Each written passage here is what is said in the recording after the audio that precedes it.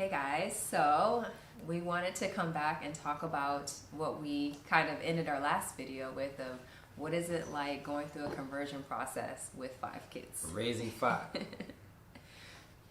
5 kids. Not 10. 5 kids. What is it like raising 5 kids while on the journey to converting to Judaism, becoming Jewish? What is that like? Let's chit chat about that. Yeah, it's a lot. A journey. It's a lot. Yes, it is a journey. It's an but experience. But it's beautiful and it's experience, and it's an experience that we're only going to experience one time. So that's a fact. That's I think that's why we look at it from a positive standpoint, not a negative.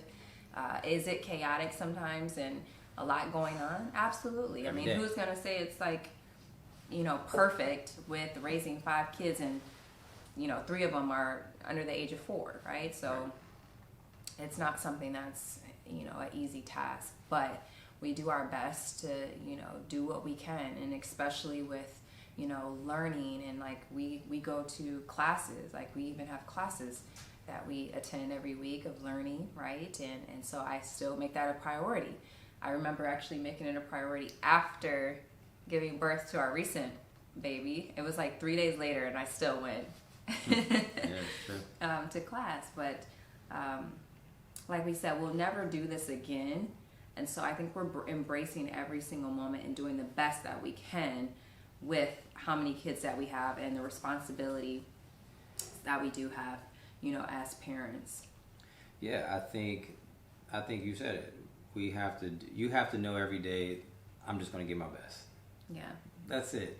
Because sometimes you can wake up in the morning and you can create in your mind like this perfect day, or my day is gonna look like this. I'm gonna wake up, it's gonna do this, right? I'm gonna say I'm a daven, and then I'm gonna study for like 7 hours, and then right? And then I'm gonna have this beautiful breakfast made, and then I'm gonna sit down, and it's gonna be rainbows here, and it's gonna be nope. And then once you start your day, and then in the morning, 5 o'clock, 6 o'clock in the morning, then you hear screaming from the other bedroom, and then they're jumping up and down in the bed, they're hollering, they're running in your bedroom, and when you have the best sleep ever, you're having the best sleep, and your baby's actually sleeping longer, and then your toddler comes in and wakes the baby up. But that's part of life, right? Life. You can't do anything about that. But one thing I would say that me and Ladero are great at is teamwork. We know how to help each other a whole lot, right? He has his obligations, obviously, when it comes to davening, and I respect that, and I make sure that that is a priority for him. And then there's times where he really does try to help me if I need the help, but when it comes to him davening, like, that's a major priority, and I understand that. And that's not something that I hold him back from whatsoever. If anything, that's what I want my husband to do, right? Because I know that if he's getting closer to Hashem, everything is great in our house, right? And that's why the woman, for the woman, it's not, we're not time bound. I'm not obligated at certain times, but my husband is.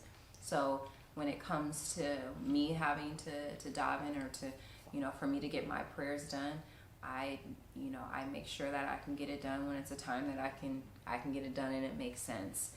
And, is that always a pretty situation, or is it always happening in a great moment? Most of the time not. It's not for me.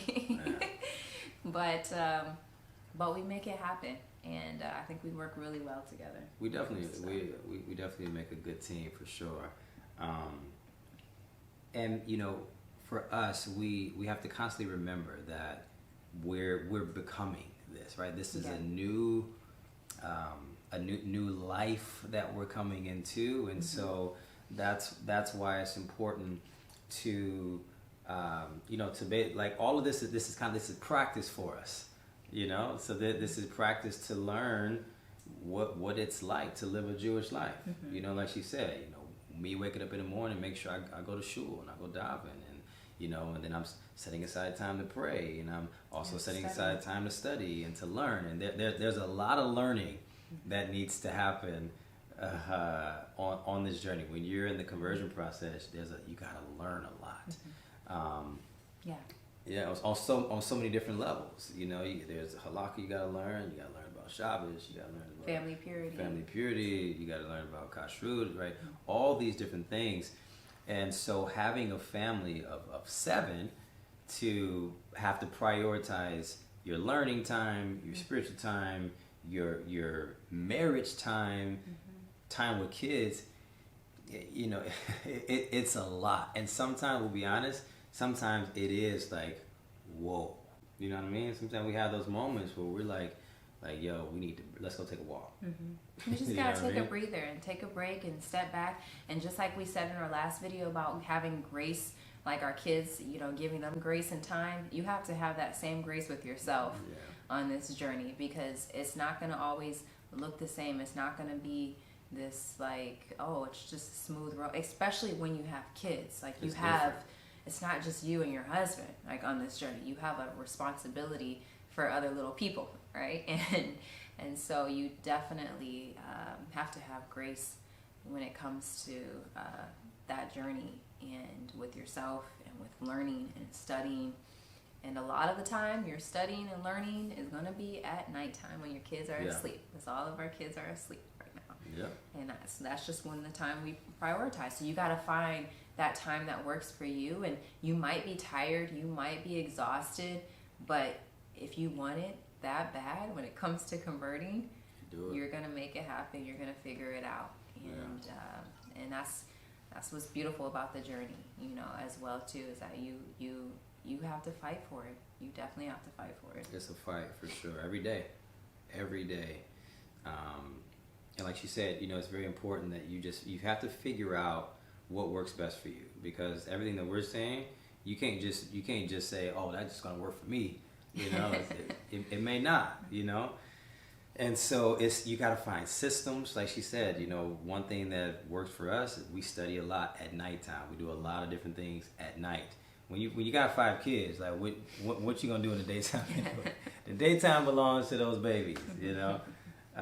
Except for some of their nap times, but you have one kid that doesn't nap, so you can only do so much in that time frame too, as well. You know, some people are really good at waking up early, like super early before the birds come out, right? And so sometimes that's their thing, to where they get a lot of different things in there, and right. So you just gotta find your flow, find your system. And then here's the thing: you got to be flexible, because that's a good word. Because a lot of times you think that you're on a particular schedule, you got to flow, but then one of your kids throws a monkey wrench in your plans, you know. So you got to learn to be flexible and be like, okay, well, this was the time allotted for this, right? So now I got to get it in over here. I got to do this, you know. So you got to be flexible. I think that's the word of this video, right? Being able to manage a family on the journey to conversion, you got to be flexible.